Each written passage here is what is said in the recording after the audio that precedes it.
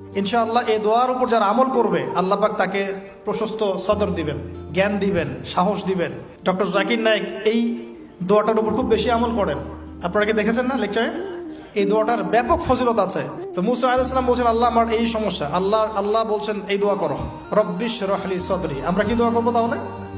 রব্বিশ রহলি সদরি, আল্লাহ আমার এই কলিজাটা বড় করে দাও। মানে আমার কলিজা বড় করো মানে কি?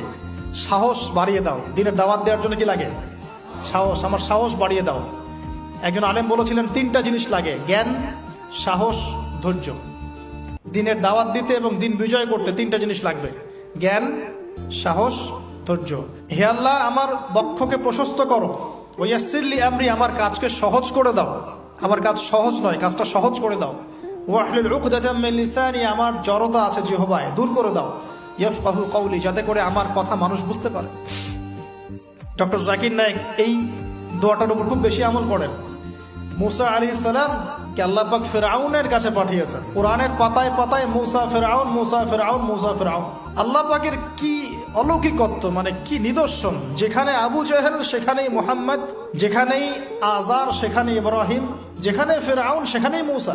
তাহলে এই যুগেও যেখানেই যত বেশি করাপশন, যত বেশি অন্যায় অবিচার, সেখানে তত বড় মুমিনের জন্ম হবে ইনশাআল্লাহ। আল্লাহর পক্ষ থেকে নবুয়ত পাওয়ার পরে তিনি দোয়া করছেন, আল্লাহ আমার এত সাহস নাই, আমার এত সাহস নাই, শক্তি নাই, আল্লাহ আমি দুর্বল। তার মধ্যে একজন মানুষ আমার এক থাপ্পড়ে মারা গেছে ওদের ওখানে, থাপ্পড়ে না সরি ঘুষি, ফাওয়াকাসাহু ফাকাদা আলাইহি, এক ঘুষি দিয়েছেন।